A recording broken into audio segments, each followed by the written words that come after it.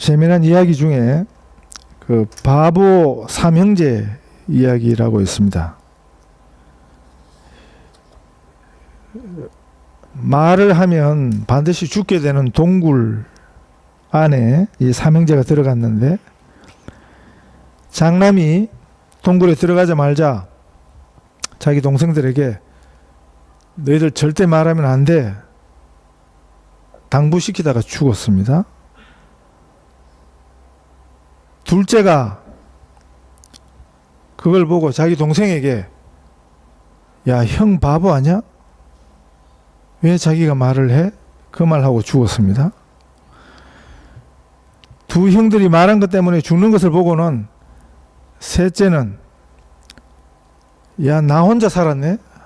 하고 좋아하다가 죽었다는 이야기입니다.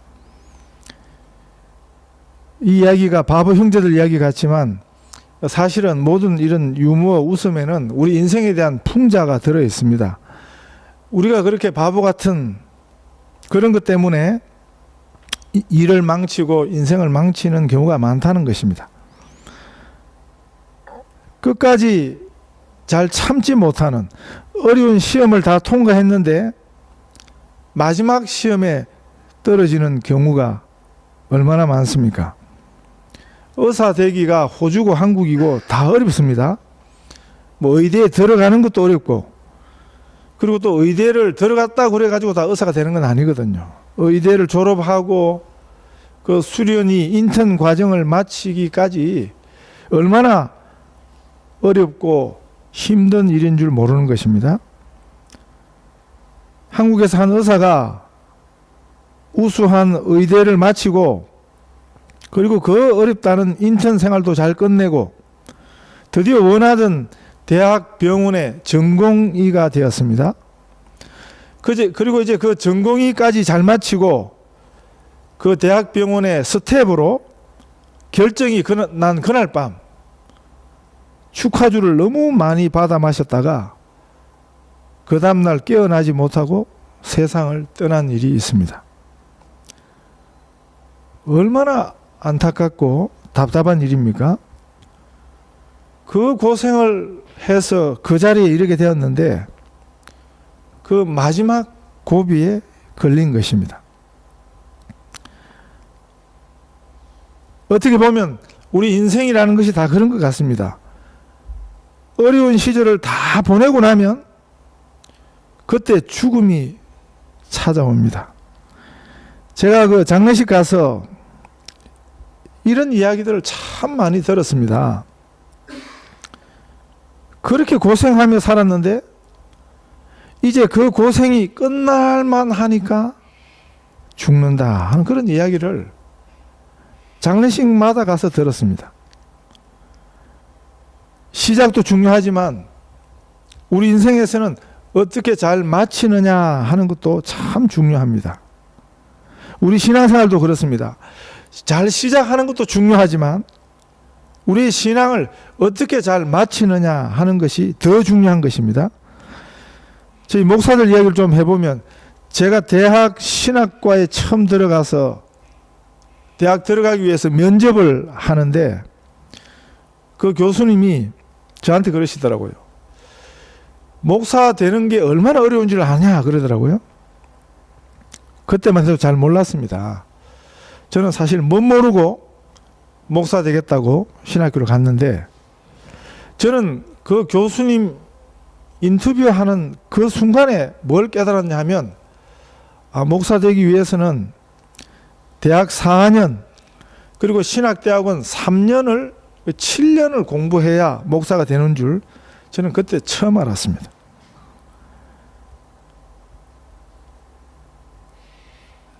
저는 원래 공부하기 좋아하는 스타일은 아닌데요.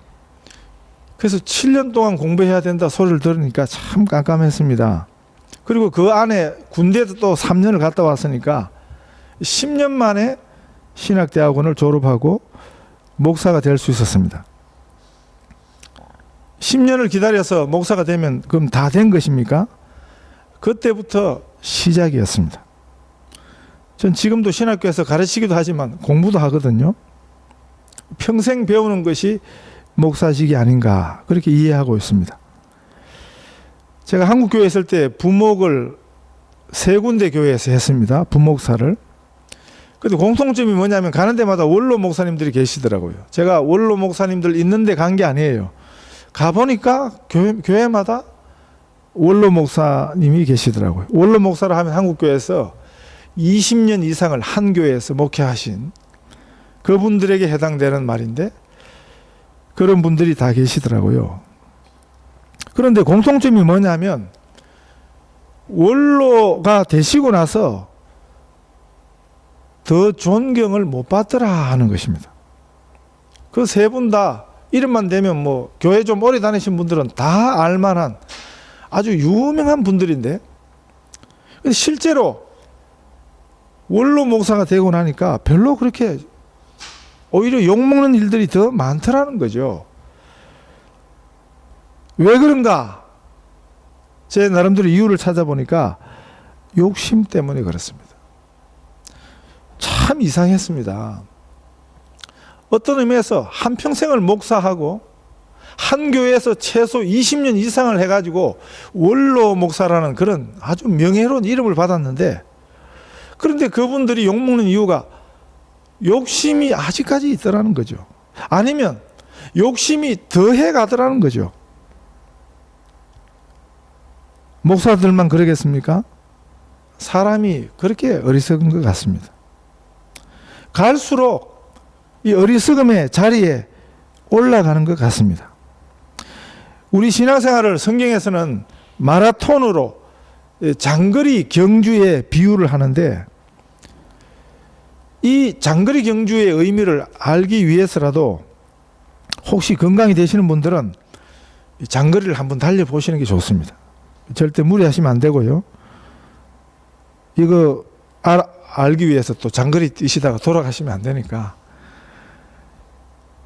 저는 그 10km 우리가 흔히 단축 마라톤이라 그러는데 10km 단축 마라톤은 여러 번 달려봤습니다.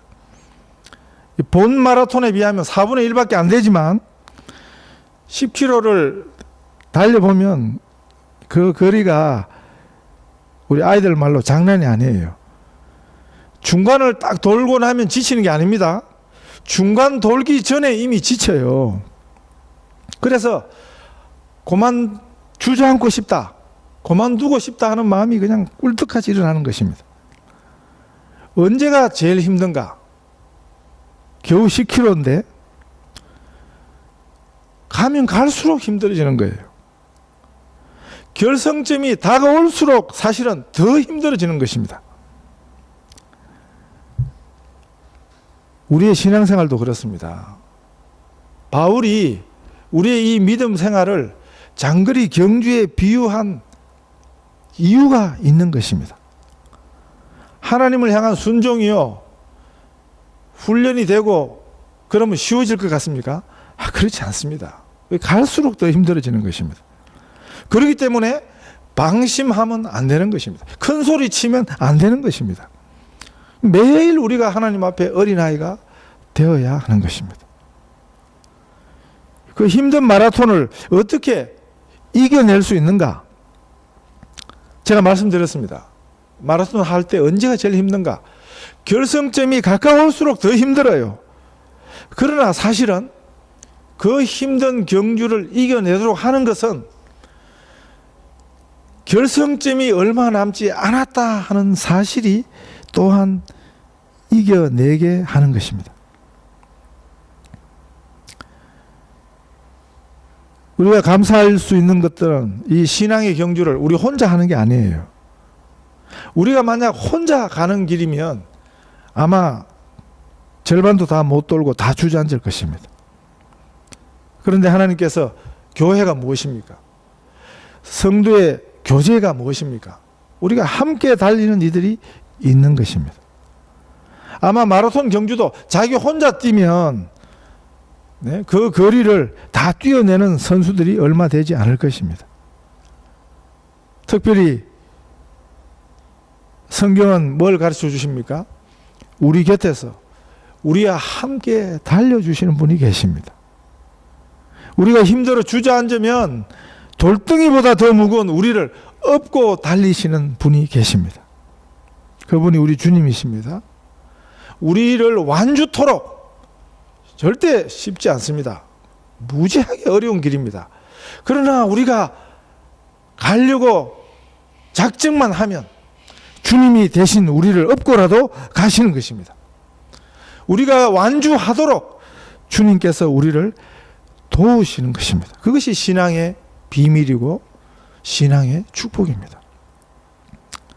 신앙생활은 절대 내 힘으로 할 수 없습니다. 나 혼자 힘으로 할 수 없는 것입니다. 오늘 이 여호수아 본문을 보시면 어떤 성경 본문, 어떤 본문은 읽으면 이해가 좀 되는 본문이 있고 또 재미난 본문이 있어요. 흥미가 생기는 본문이 있어요. 근데 어떤 본문은 참 좀 재미없는 그런 본문도 있는데 오늘 본문이 그렇습니다. 그런데 이런 본문이라고 자꾸 피하면 안 됩니다. 왜 오늘 또 이런 말씀을 주시는가? 저는 뭐 주일 예배를 그냥 순서대로 쭉 해가니까 목사가 뭐 하고 싶은 이야기를 하겠다. 그것보다는 이 말씀, 네? 오늘 왜 이런 말씀을 내게 주시는가? 이렇게 어렵고 재미없는데 그러나 이 본문을 자세히 보시면 본문이 주는 힌트가 있습니다. 뭡니까? 계속 반복되는 표현이 나옵니다. 그 말을 주목하라는 거죠. 그게 본문을 통해서 우리에게 주시는 강조입니다. 그게 뭐냐면 자, 이미 읽으시면서 아마 뭐가 반복되는지 눈치채신 분들도 계실 건데 계속 반복되는 표현이 뭐냐면 그 중에 모든 사람을 진멸하여 한 사람도 남기지 아니하였다 하는 말입니다. 이 표현이 계속 반복이 되고 있습니다. 왜 자꾸 반복이 되는가? 중요하니까 반복합니다. 그만큼 중요한 메시지가 있다는 것입니다. 괜히 성경 읽는 사람들 지루하라고 반복하시는 게 아닙니다. 중요한 말씀은 한 사람도 남기지 아니하였다. 28절 또 30절 32절은 표현은 좀 다르지만 의미는 똑같은 것입니다. 모든 사람을 쳐서 멸하였다. 33절 35절 37절 39절 40절 무려 8번이나 같은 의미의 말씀이 반복되고 있습니다. 하나도 남기지 아니했다. 누구를요? 원수들을요. 이 말은 뭡니까? 하나님이 주시는 기회를 끝까지 저버리고 오히려 이스라엘을 공격하고 나선 그걸 통해서 하나님을 향해서 결사항전하기로 작정한 그 사람들입니다. 이 일이 한꺼번에 일어난 것이 아니고 순차적으로 일어나는 것입니다. 그 말은 뭡니까? 역시 기회가 있었다는 것입니다. 이쪽에서 이성의 사람들을 왕들을 완전히 멸했다 하는 이야기를 들으면 기회가 있는 거죠. 그런데도 불구하고 끝까지 저항하는 죽고 망하기까지 결사항전했던 것입니다.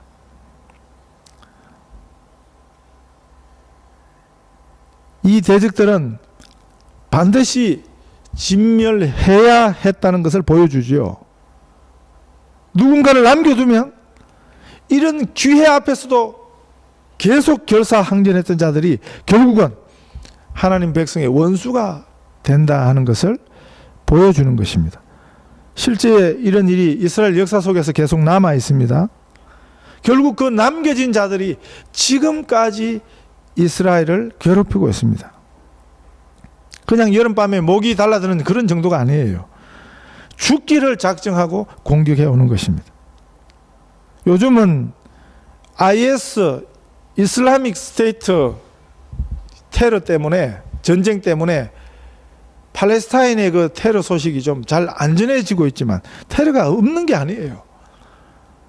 지금도 팔레스타인 사람들은 하루를 거르지 않고 테러를 모의합니다. 지난주 뉴스에 보니까 이스라엘에서는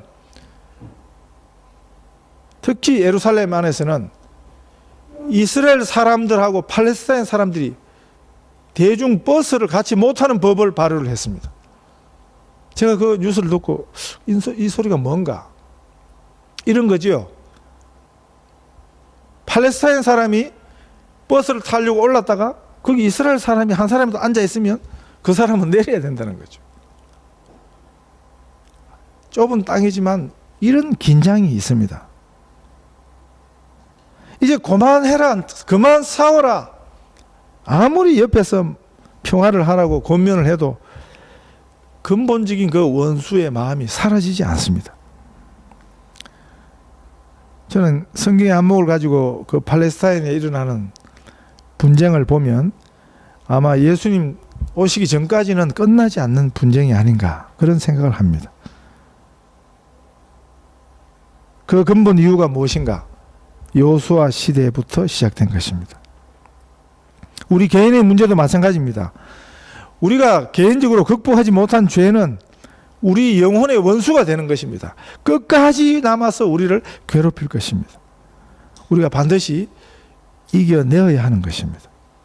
그래야 우리가 하나님의 구원을 누릴 수 있습니다. 우리 힘으로는 불가능합니다만은